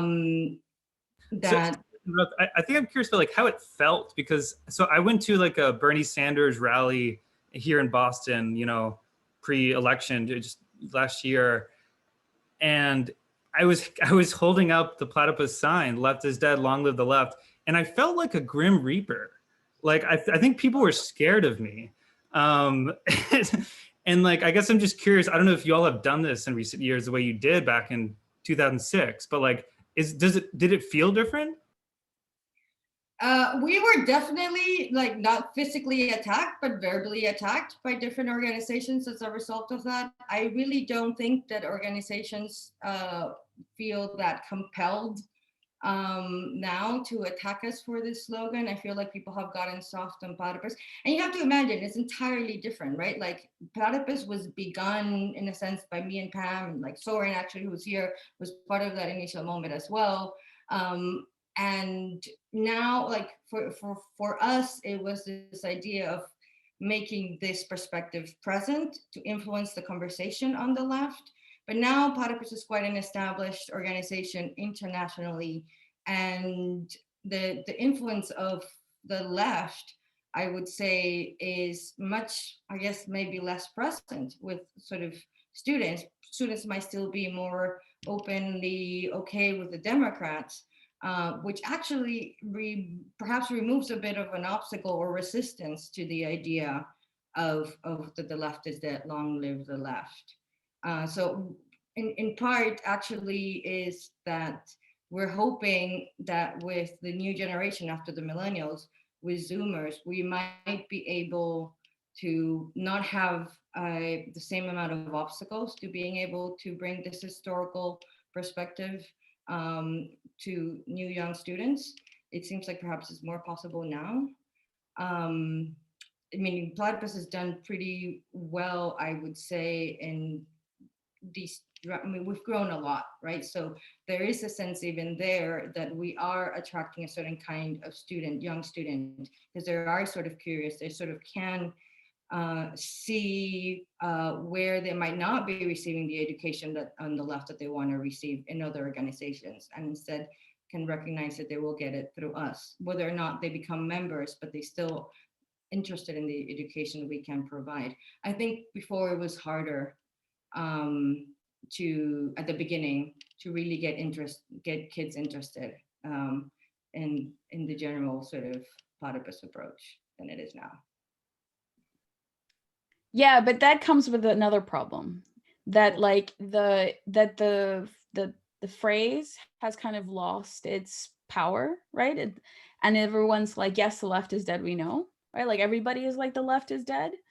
But in that sense, actually, they have a way of like absorbing the critique, like the oppositional statement becomes part of the status quo and gets kind of reintegrated. And so like one example of this, right, like, well, this came up in the SPS episode that we just put out, like Brad Trommel's memes. Like, so what does it mean to have this kind of like critique of, you know, the Democrats like Biden and cringe like liberal ideology? It's become quite actually like hip, or just like the way that like millennials talk to each other. And yet like most of those millennials are actually Democrats, right? So it becomes like a new way of reconstituting or giving energy to the status quo. And there is a danger that like we've been out there for a long time now, and the things that we say are not like so controversial. They've kind of just been accepted, right? Like, I mean, you see like the zero books phenomenon, like sometimes they'll just like restate things that, you know, that at one point when we used to say them, they would be like, you know, hold on a second. And so there's always a need to kind of reinscribe the mission of Platypus. And in some ways, like maybe the slogan now like requires a lot more of this kind of work of like members of Platypus kind of thinking about like, why is it that we were out there with signs in the first place? I mean, I experienced the signs as, I was very happy to be out there with the signs, because when I was out there without the signs, I just felt like a wave of confusion. And I didn't like know where I stood in relationship to like all of these left organizations giving me all these pamphlets and newspapers that then I would like take home and try to make sense of. And so to be out there with our signs back in 2007 at least felt like we were being true to the confusion. Like we were sort of like stating the thing that no one else wanted to say, right? Like that we were the ones saying like the emperor has no clothes. And maybe that feels a bit different now, where everyone knows that the emperor has no clothes, but they're like, yeah, but like, you know, we know, but like, what else can we do? I mean, you know, like, and that becomes like the real kind of issue. It's like, we know Platypus, you know, like we've read Adorno too, but you know, we need to get real. We need to like get practical. We need to do the thing. And so yeah, so the acceptance of like our conclusions about, or our diagnosis of the left can somehow lose their power, I guess, if not, they're not reinscribed for the members, and they're not reinscribed for our new recruits, and to sort of feel the weight of that diagnosis.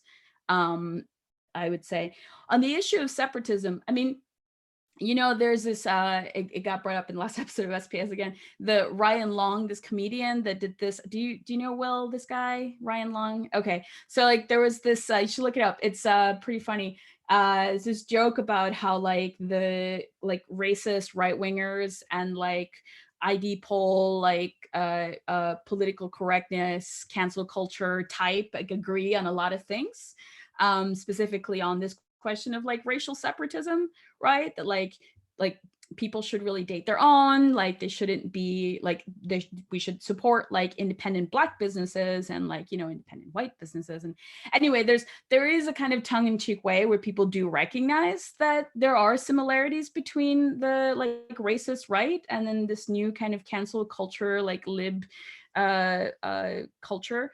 And it was two shirts. There was a shirt the dude was wearing racist, and the other dude was wearing a shirt that said woke. And yeah, and they just like agree on all of like, you know, the more separatist bits or whatever. But I guess to be more historical or like, you know, pedagogical about it, in Platypus, we read in the early years a book called The Crisis of the Negro Intellectual by Harold Cruz, which talks about the unfolding of the Black question in terms of three dominant figures: Booker T. Washington, W.B. Du Bois, and Marcus Garvey. Marcus Garvey representing the separatist tendency within this tradition of considering the Black question. It's a great book. I recommend it to all. And you know, Cruz himself, who Benjamin Blumberg quotes in that article that I quoted in my presentation about Black separatism and the Black nation thesis, is a critic of the Black power turn, but he recognizes that that legacy can't just be sort of done away with, that it must be worked through, and that Marcus Garvey, represents that kind of separatist tendency. Garvey infamously met with leaders of the KKK, right? There's this question of what to do with the history of segregation and a dividing working class that the 20th century inherits. It doesn't mean to repeat these slogans, right? But what does one do? And I guess the question of separatism and all these issues, on the one hand, you could say maybe it corresponds to a gone by era, right? Like the working class in America is actually at its most integrated ever.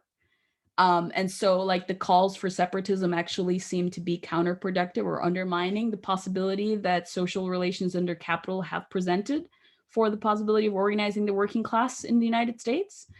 At the same time, the fact that this kind of reactionary ideology is adopted through left rhetoric also has a history. And so one has to contend with that. If there were a socialist party, right, then one could make sense of the social discontents that take all kinds of pathological forms through the party.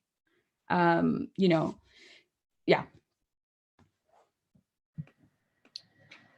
Thanks, Pam. We have Luke next. Yeah, thanks, Pam and Laurie. My question is about the phrase frustrated liberalism. So is it that people are frustrated with the failure of liberalism to deliver on its own promises? And to say a little more, is it that liberalism has become degraded into a mere means, progressivism, rather than the original bourgeois revolutionary goals, especially freedom, and the means originally thought necessary to achieve them, like free speech as a basic prerequisite for public reason? And if that understanding is basically correct, and please correct me if I'm wrong, are people still reaching for liberal ideals, whether consciously or not? And to what extent is that expressed in the culture wars? Sorry if that question is too compounded.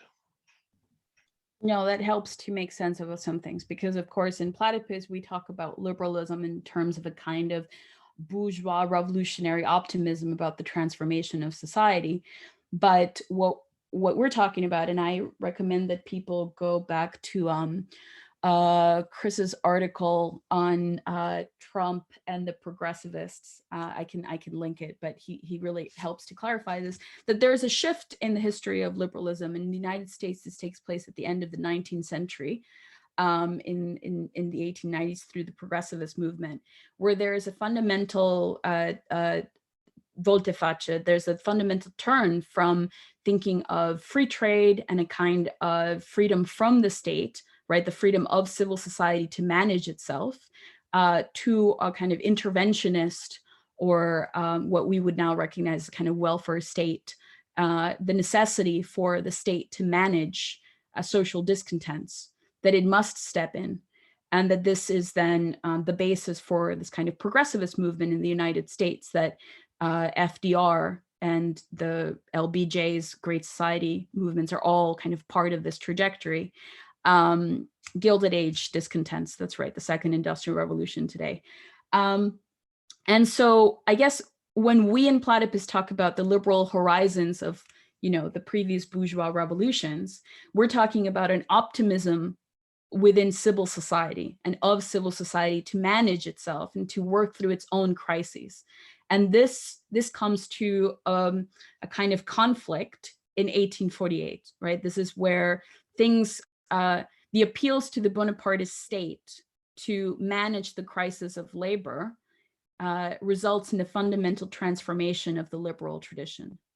And once we reach the 1930s in the United States, it's become clear that for the liberals, that without the management, the state management of labor discontents, you would have an outright crisis of civil society. So the state is then responsible through its reforms of disciplining labor, right? And I guess my argument was that, it's not an original argument, but the CIO and the communists actually take part in the disciplining of labor through the state.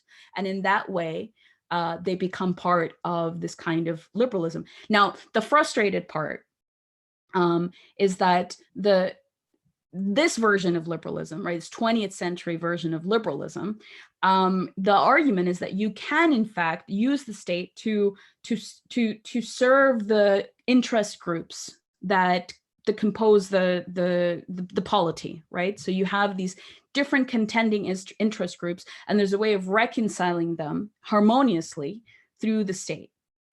And this, in part, doesn't happen because through LBJ's Great Society programs, there isn't a kind of doing away of poverty and instability for many people in the United States.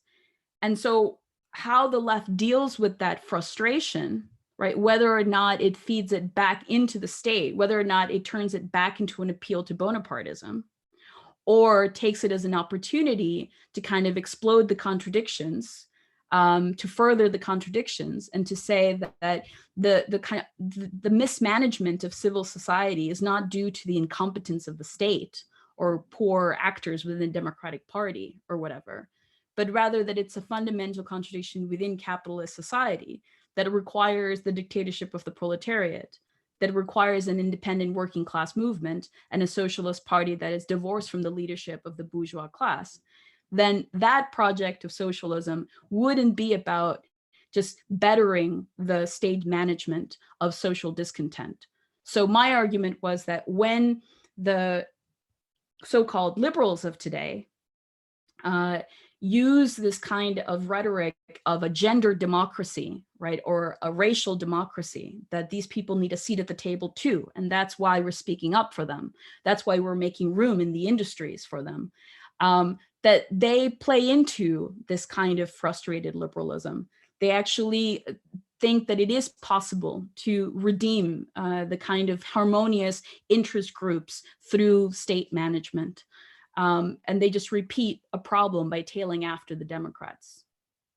Yeah. Yeah. And the example, of course, of this frustrated liberalism in this presentation was Me Too, cancel culture, like as the expressions of this kind of frustrated liberalism. I think that was really helpful in that, you know, it's not simply that the management of social discontents this way, Me Too, etc. It's not simply that that is very far from socialism, but that it falls below the bar of bourgeois liberalism. It's more like tribal warfare, right? We have more questions. Victor, would you like to unmute yourself? Yeah, thanks, Divya, and Laurie and Pam. I had a question that's both, it's quite simple, and in some ways you've answered it already, but it's about a sort of pedagogical clarification, synthesis, and also about, in reference to internal debates in Platypus recently, but also longstanding. Identity politics is something that's been criticized by the right quite explicitly over the past 4 years, and especially in sort of very popular but very catching ways by people like Jordan Peterson.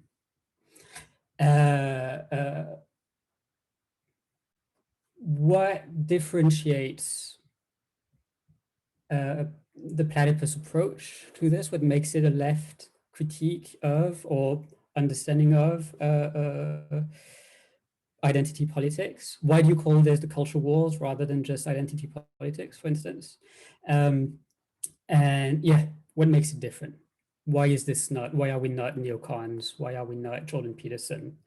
And it's really not a very long answer necessarily that I expect, but I think it's just to clarify for people who are not us or don't necessarily know Platypus very well.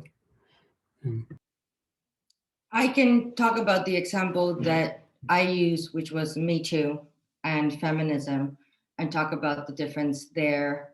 Although I don't know exactly what Jordan Peterson might have said of Me Too in particular, I guess I have an idea in general. But I guess first of all, and this perhaps is like the question with us investigating the women's, like instead of feminism, but the women's question in Marxism is particularly distinct because the history of Marxism has shown the degree to which the emergence of feminism, or at least feminist politics, beyond the demand of first wave feminism to, get the right to vote, but particularly mid 20th century and after feminism, right? That it is this appeal for the Bonapartist state, right? To resolve social problems, and that this is constantly being affected by a certain kind of discontents in capitalism. Like I brought, like, the early 60s, sort of, it was about sexual liberation, freedom to fuck whoever you wanted in whatever way, that the state had no space, the state shouldn't have anything to do with the bedroom idea, right? And now we have quite a different approach, which is the demand of the state, the demand for sort of being protected from sexual advances. And that, of course, shows an inconsistency to begin with, but obfuscates and certainly does not even begin to address the issues that Marxism addressed with regards to the women's question under capitalism. So yeah, I guess I would say our approach is to sort of point how it falls below the threshold of historical Marxism with regards to the critique of society that it's posed and what it is seeking to overcome. That in fact, it does not only reproduce a kind of like unconscious anti-Marxism, but it actually just sets the stage for just the foundation for the next stage of capitalism.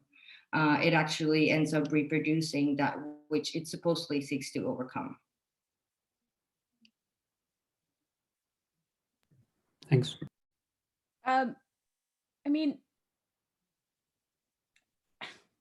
And Marxists believe in the fundamental openness of human nature and self-transformation, and want to open the scope for that possibility in the kind of Kantian tradition, right? That the human species can transform, and that we must create a society in which that is unbounded and that people can reach their highest potential. I don't think that Jordan Peterson believes that. I think like his critique of the Me Too movement and other like queer liberation stuff is that like things have gotten out of control, right? That like it's gone too far or something like this. That I'm not so familiar. I just like I remember watching the ContraPoints video on Jordan Peterson, which is like was quite educational. But like we wouldn't oppose like people's demands of a kind of transformative sexuality in those terms, right? I think that the emphasis has been about the confusion of the personal as political and the kind of inherited confusion of that from the New Left onward, and what it means to politicize your choice in romantic partners or to ask for the state to protect your female sexuality. And those are things that we would critique. And the latter, by the way, on the basis of just like, a kind of bourgeois notion of liberalism, which is that the state has no role in the bedroom, and that in order to like realize the potential of the transformation of the species, which includes the liberation of women, you would need socialism. I mean, I guess to clarify perhaps, or to if Jordan Peterson isn't necessarily the most obvious reference, but like Spiked, for instance, right? How is that sort of critique of identity politics different from what Spiked does? Which is also about like the state shouldn't be in the bedroom, people should take personal responsibility. Yeah, I mean, I guess that there's a sort of, I don't know what you'd call it, self-delusion maybe about the capacity to defend bourgeois civil liberties without a left, right? Like in that way, the Anti-Deutsch in Germany and Spiked Online have like share a common delusion that, the fact that you don't have a left means that like the least that you can do is like defend civil liberties. And I'm all for defending civil liberties, don't get me wrong, but I also feel like the deterioration and attack on these things is not just a matter of fighting like the bad left, but requires a constitution of a socialist left. And I don't know if just by defending civil liberties against the rotten left, if you're actually helping to do so.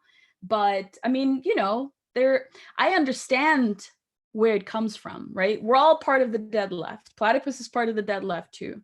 And I could definitely sympathize with the idea that certain principles that the left held so dear are being done away with. I mean, I think that, you know, we saw the way that 1776 was blatantly attacked by the New York Times, by, you know, like liberal institutions, like doing away with it. And in that moment, it was, you know, maybe not strange, but kind of a wake-up call to hear like Trump say something like, what are you going to come after George Washington and you're going to come after Thomas Jefferson?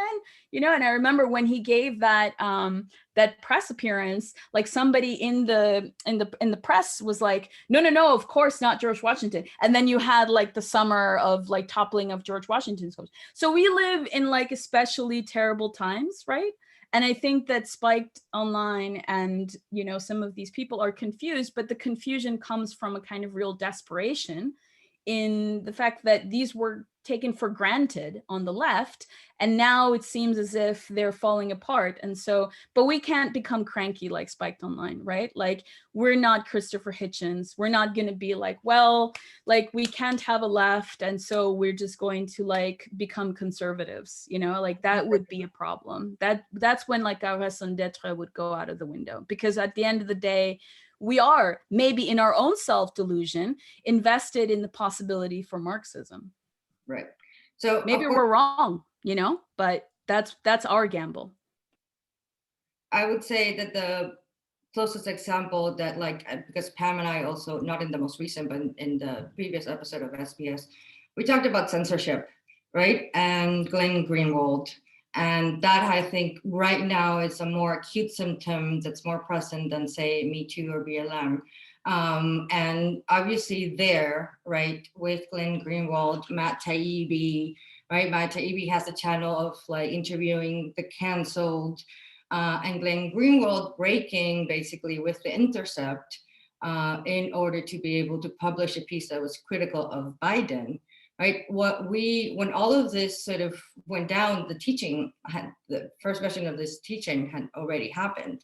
But in a sense, we were seeing the emergence of a sort of frustrated liberalism that went in the other direction with Glenn Greenwald. It was already happening. And sort of the defense of freedom of speech, which of course Spiked or the antidote would have, although I haven't seen the antidote to that recently, but I'm sure they'll have it, right? What distinguishes us is a certain kind of consciousness that there's no sort of liberal reformist way of addressing this problem. And that in fact, without the establishment— a consciousness of Marxism. Right, a consciousness of Marxism that is about the necessary, the need for a socialist party, right? Like that would never be the bottom line at the end of a Spiked or antidote, like the need for a socialist party. Platypus is not that party, but we recognize that like all of this critique of what's happening with censorship of Twitter, all of this other stuff, will lead nowhere. There's no stopping it. Like it's already ongoing. Meaning, like, you know, I feel like we have to, and Ephraim was sort of responding to this, and I feel like he was right.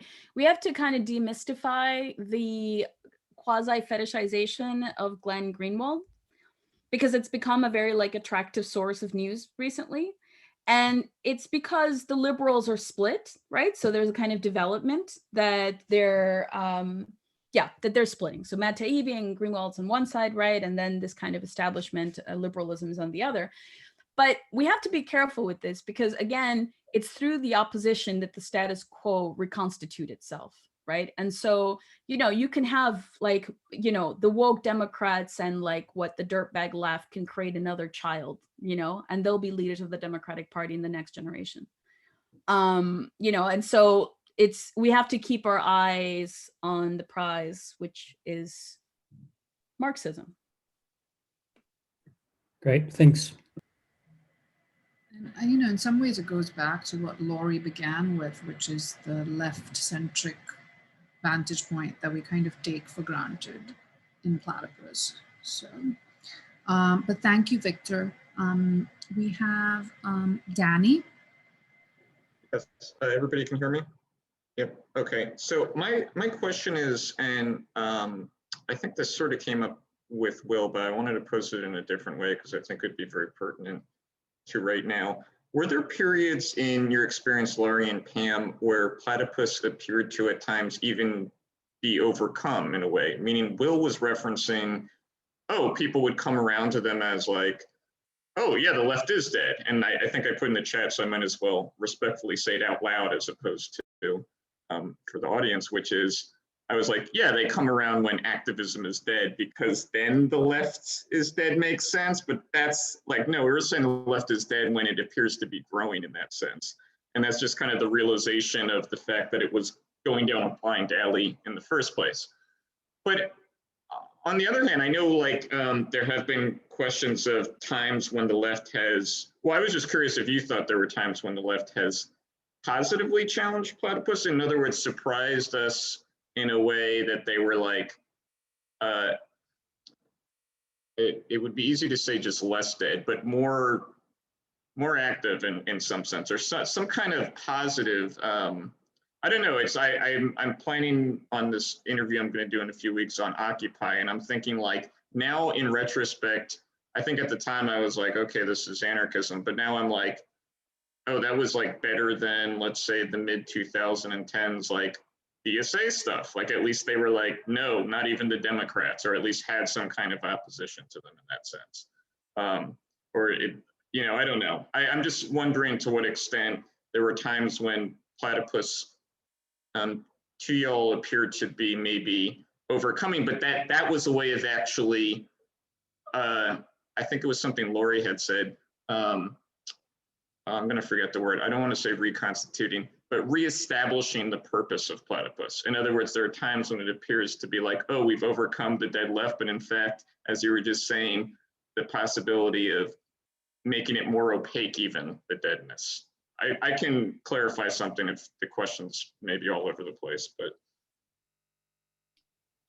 I don't think I've had a moment where I've felt, meaning every transition on the left of the last 14, 15 years, whether it's the new SDS moment, Obama's election, Occupy, meaning I was in the UK during a lot of the anti-austerity stuff and sort of, and now I am in Germany. It honestly feels more about like potential crisis, and basically it's an ambivalent at each state. Like when the SWP crisis happened in the UK and I was living in the UK, right, the SWP had been complete assholes to Platypus. I cannot tell you, like, I'm not going to revisit that entirely. And so you would think that we would sort of kind of take pleasure in the collapse of the SWP, but in fact, it was like a recognition that like even something as the SWP, which we considered extremely like vulgar and limited in its ability to want to have a conversation about the death of the left, you know, its own death sort of felt like, well, now we don't even have that as an object of critique, so to speak, that like we actually have less interlocutors, less interesting interlocutors on the left from in the course of the last 14 years. So sort of every sort of liquidation or collapse of the left, especially, you know, when we saw like the ISO and all the sectarian organizations collapsing over the last few years and everybody just getting absorbed into either Momentum or the DSA, it was an ambivalent witnessing because we kind of knew where it was going to go. And yet that was both like what we wanted to sort of see this object evolve in the way, in this particular way, but also know that at the end of it, we weren't going to have this. Now we don't even have the Spartacus League, right? It's an organization that has disappeared. The ISO is an organization that has disappeared. There's several organizations in Europe and UK and the United States that actually have disappeared in the last course. And it's all just under the big DSA umbrella. And like every other organization, now the anti-Deutsch in Germany just sound like DSAers, right? They're just reading Jacobin, they're just saying the exact same things. It's all become extremely homogeneous. extremely homogeneous. I don't know if that answers, but like basically I've never seen a moment of opportunity really. It's No, always. I was just going to say that even that I'm worried if at times actually almost right, as you were just saying, we're losing even the objects, that people might wrongly take that as a success of Platypus, right? Like, oh, now there's not even anything. So I guess they achieved the death of the left. And it's like, no, actually it's more opaque now, perhaps. And that to me reestablishes the purpose of Platypus, the necessity of it. It's not like, I don't know, now they literally don't exist. And so therefore, because in a sense, we were saying they were always stillborn. It wasn't like they were there and, you know, had to get rid of, but rather it was always, I just said stillborn, so I'll repeat myself. Sorry, did Pam or Laurie want to say something? I did want to say that, right, like in terms of it becoming more obscure, like imagine just the difficulty of bringing out the history of the left's defeat in the 20th century when the DSA and, you know, an anti-Deutsch left representative of Germany actually have the same diagnosis and suggestion for how the left should move forward. Like if you were just like a recruit or just, you know, just like a Zoomer shopping online for your left education, you might find it rather confusing that these two apparently disparate parts of the contemporary left agree and are just saying the same thing. It would be more difficult to try, it is more difficult to unravel or to lay out a history of the Marxist left in the 20th century when the symptomology looks the same. And this has come up a lot lately because I've been thinking a lot about, because of the Platypus historian questionnaire. There's a Platypus historians group. We have to, as members, provide a kind of history of our own experience in Platypus. And one of the questions was, so what organizations did you deal with? Like, what were the key issues that came up? And during your time being part of the origins of Platypus. And I just had like all of these memories of, you know, arguing with the Spartacist League about their position on the Iraq War. And we had read the archives of what the Spartacists had to say during the Iranian Revolution. We had the Marxist humanists come in and debate us on the question of Hegel. We had kind of a vast like range of symptomology. We were arguing, you know, about Badiou with the Maoists, right? There was a kind of way that we were thrown back into the history of the defeat of Marxism through the engagement with the symptomology. The problem is that now we sound more cranky because we just have Democrats and nothing but Democrats. And so I'm so tired, right? Like we're trying to like really squeeze like the blood out of the turnip, because what we're faced with is this kind of like New Deal nostalgia, you know, FDR nostalgia, this warped kind of identity politics, cultural turn. And it's like, how do you actually lay out the defeat of Marxism in the 20th century? You know, this is why I think some people were like, well, you like when this whole effort to do the teachings on Kautsky came up, like, I think there was some resistance because they were like, you guys are taking like this kind of call to Kautsky too seriously. You know, like you're taking the left too seriously when it starts to quote Kautsky.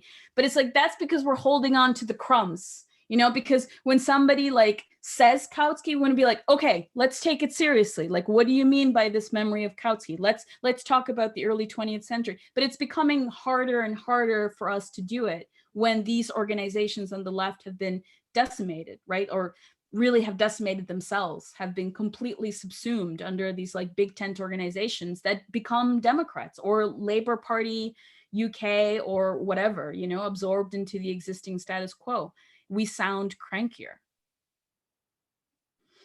As far as like when Platypus appeared to, you know, I don't know, dissolve itself or no longer become like that its mission was somehow, I mean, there was this moment under Ian's presidency wherein I think that at least part of the organization saw some kind of opportunity in the Green movement in Iran. And there was, at least by a part of the organization, an attempt to think about what it would mean to have a more direct intervention in what I think Ian called these different fronts on the existing left. I was on the other side of that debate, so I felt kind of suspicious about what that would mean to transform our pedagogical project into some kind of proposition for how the left should act within these movements. But it comes up, you know, I think David's gone, but recently at the convention committee conversation, he said, you know, the last 14 years could be characterized as kind of manic depressive cycles on the left. You know, people get very excited, right, about like Bernie, and now Biden has been elected and there'll be a calm down. And so the left is dead slogan becomes much more acceptable in some regards, like in the come down. But as you say, like we want to make the case even when the left is sort of excited about its prospects. And so, yeah, but no, I haven't myself felt within the last 14 years that Platypus had achieved its mission, because I know that it's kind of become somewhat cliche to say or whatever, but like to achieve our mission would be to do away with the necessity of the organization. And I feel very much so as if we were made for precisely this moment, because the rest of the millennial left doesn't know what just happened over the last 10 years. We do. Danny, I'm also wondering if you specifically wanted to raise Trump and the quote unquote Trump pedagogy in this. But with that, I'm also curious about basically newer people who might be quiet, who might have more basic questions or more questions directed to things we said that might have not been clear. I know that we're into almost an hour into the discussion, but I wanted to make sure anybody who's new to Platypus right now also got to ask questions, because we might have gotten a bit too insider. Yeah, we have time if anyone wanted to ask a question. We should wrap up, but if anybody did want to ask, even like clarifying questions, there was a lot of history and a lot of history of Platypus wrapped into these talks. So clarifying questions of understanding are welcome too. Stefan has a question. Yeah, thank you. Can you hear me well? Looks like it. Okay. So my main question is, I heard and I understand that certain aspects right now feel like a return to 2013, like a redo of Obama. And for me, again, like I can understand it, but also something happened in between, right? Like Trump was there, the left decided to put all of its eggs in the Bernie basket 2 times. And I've seen in Germany, you know, like the most prominent lefty politician, Sarah Wagenknecht, trying to do a return into politics. And she's like, stable post-Stalinoid social democracy. Let's put it like this, right? Like she wants something more, something better than right now, but she's not a Marxist or a socialist in a radical sense. But you know, the most poignant and most radical of what you would expect of parliamentary social democracy, so to speak. And I was kind of shocked by myself to feel the same way as I felt like 10 years ago, that this is the most competent bourgeois politician and it was about her and it was just about who manages this shit. I kind of would vote for her, right? More than for Merkel or for an SPD guy. Not because out of political reasons, but because of like, you know, like everyday concerns or something. And that is something that somehow deeply shocked me because I was not super convinced of her 10 years ago. And now her returning while her party had pushed her aside in the 10 years in between, told her like, your program is yesterday's program. She wants to come back. I somehow see something in this. That was kind of shocking to me. Therefore, my question, what's different now when in 2013, seen from the view of Platypus, of you as founding members of Platypus? I think one of the big things that I already mentioned was basically the death of a lot of sectarian organizations, their disappearance, and the general homogenization that has taken place through anti-Trumpism. Basically, anti-Trumpism was what united all of these tendencies together in a way. Of course, it was pro-Bernie as well, but it really happened around anti-Trumpism. And in a sense, we are now left with the left that has spent the last 4 or 5 years mostly dedicated to anti-Trumpism, sort of now together trying to figure out, okay, there's no Bernie anymore. What are we going to do now, right? And the DSA is apparently moving into getting students involved in kind of salting type of activity with unions, sort of entering certain labor force. So they're redirecting their energies now as a result of Biden being in the White House, because anti-Trumpism alone, yeah, obviously no longer stands in the same way, but still, I guess it pops up in different ways. This whole Robin Hood, GameStop controversy has sort of shown that, like, a lot of the stuff that happened recently with Capitol Hill and their responses, these things are still influencing and informing how people react to events, some like the sort of David versus Goliath supposed battle against Wall Street, right, by the Reddit people. So in a sense, of course, yes, it's not about just going back to Obama, because there's been fundamental transformations, and Biden passing whatever it was, 12 executive orders in the first 3 days, right, had a lot to do with trying to overturn Trump, or at least pick up or continue some of Trump's project, but framing it in overturning Trump decisions. So I think we're not gonna, whether or not Trump runs again, or his, some family member his runs again, or not, I think that we have now sort of fundamentally are receiving the left as it's reshaped itself behind the Democrats against Trump.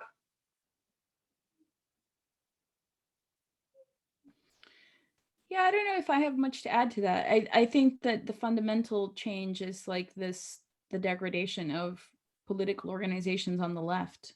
I mean, that seems to be to our disadvantage in order to understand the present, to our disadvantage that they have disappeared, or that that they've kind of accepted the leadership of the Social Democrats, the neo-social Democrats.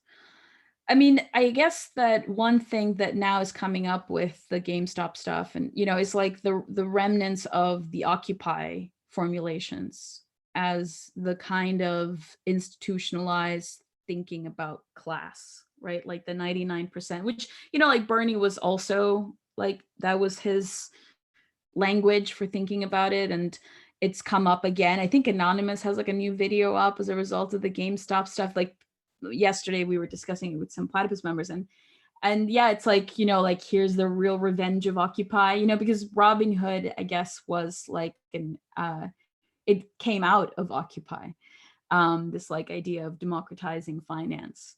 So there's this kind of leftover legacy of Occupy, which maybe is having its reckoning. But I don't know how significant that is on the left. And I feel like a lot of that is a kind of repetition, democratizing democracy, further democratization, et cetera, the kind of populist rhetoric of the people. Like it's all there, even like in the piece that we read about Stuart Hall. I mean, it is a kind of exhaustion, I guess. I think the biggest change is that we don't have these organizations to help us demarcate time, to help us understand how the left's response has deteriorated, or whether there have been insights, or whether there have been attempts to reckon with possibility.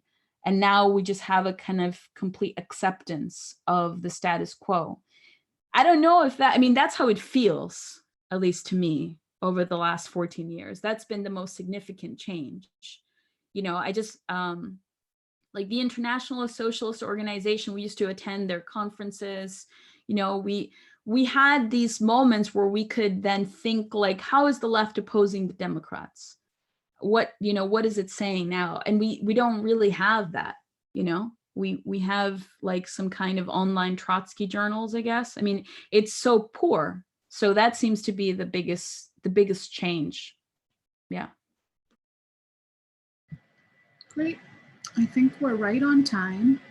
I want to thank everyone. I want to thank Pam and Laurie for joining us. This was great. And I'll post the recording to the list. I know we have many members here. And if there's anyone new here from the Boston, Cambridge area, I think Victor has a question. I might have to run off because my kids are going wild, but I'm going to hand it to Will to moderate if we wanted to stick around for another 10 minutes or so. Or Victor, did you have to say clapping? I was just clapping. Oh, Okay. clapping. Okay, sorry. I thought it was a raised hand. Virtual clapping. Okay, thanks. Thank you, everyone. And I'll post the recording Thank to you, the list. Vivian. And if there's anyone local, new from Boston or Cambridge, please put your email address down. And our reading group, our Cambridge reading group meets Fridays at 1 p.m. Eastern, and our Boston reading group meets Monday nights at 7:30. So please put your email address in the chat if you'd like to stay in touch with us. And thanks again for joining us. Bye. Thanks, everyone. Bye. Thank you. Bye.